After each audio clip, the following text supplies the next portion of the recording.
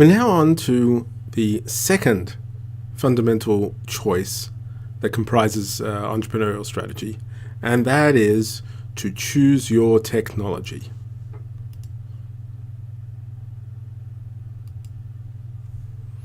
The question we've got to ask is, it's fundamentally about how do we create value, and what technology gets used to underpin that value.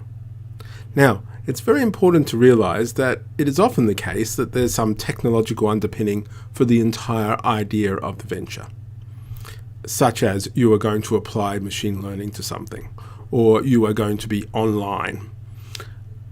That's already built into the core idea. But above and beyond that are other technological choices, often centered around how you might deliver a product to customers, or whether you might be mobile first or something else. Those choices are ones that we're talking about here. So the question that you have to think about when you're choosing a technology is not just what it can do today, but what it can do in the future. Your startup is not going to be fully formed out of the gate. It's going to evolve over time. And moreover, various technologies that might be part of it will have to grow with the company. The question is, and it'll be a fundamental one, is whether you build on an existing technology or maybe you try a trajectory or something else that is new. And there are trade-offs in those decisions.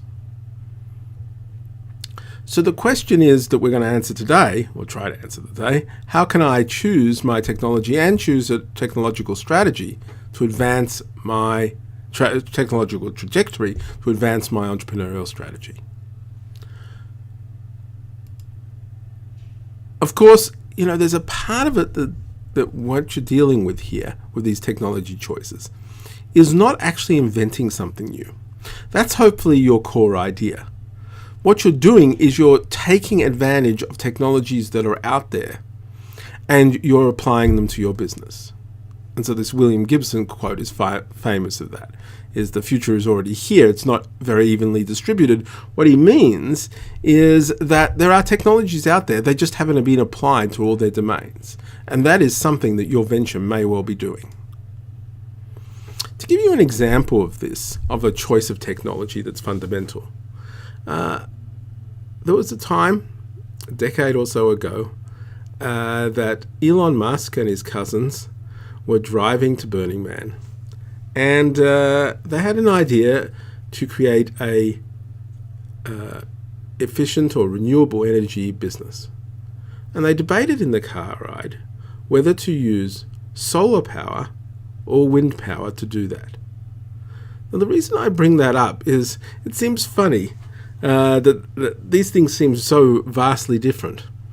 But really what they were saying is we want to be in the business of making it easy for consumers and households to use renewable energy. And that's a tough call because currently everybody's wired to an electricity grid. And so being able to have simple processes, they thought was the barrier to the adoption of these things. So they had ideas of both solar and wind power, and there were some trade-offs between them. And what this illustrates, they obviously ended up choosing solar power and formed a company called Solar City that offered a turnkey approach to putting on solar panels on houses. This company just recently was acquired by Tesla and now is part of that entire makeup. But the interesting part about it was quite a commitment. If you chose solar, you'll go to VCs and other people and say solar is the future, and you'll make that case. If it turns out to be wrong, it's going to be hard for you, and I mean by you individually, to go back and say, I was wrong, can you give me money for wind instead? That's a tough call. This illustrates why technology choices, because they require a lot of resources, also carry along with them certain commitments.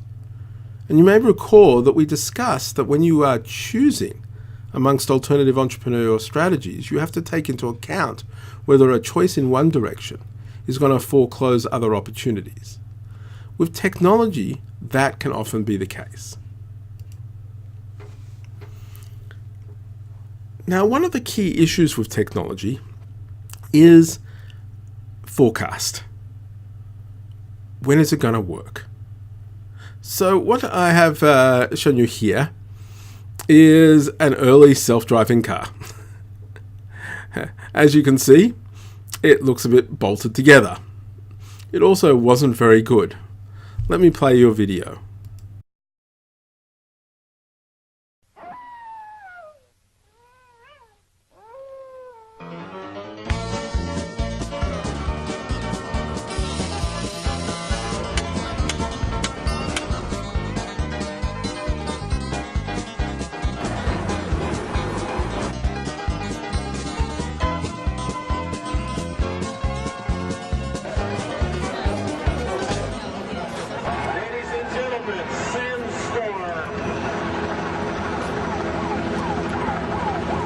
Virginia Tech's Cliff.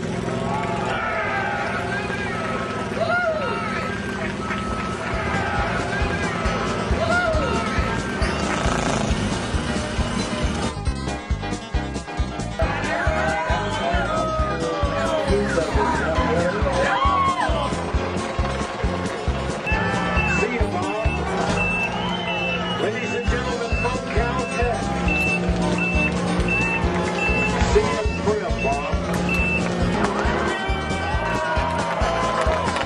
University of Louisiana Lafayette's Rachel Clark.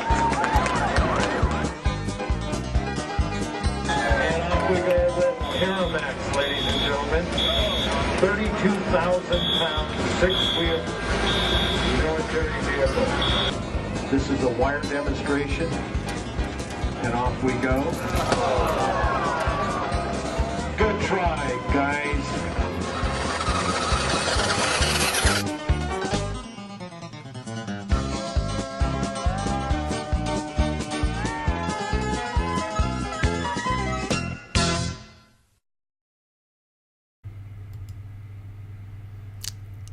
That was 2004.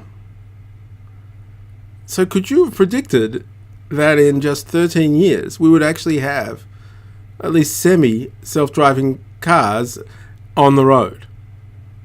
I think that would be quite a stretch.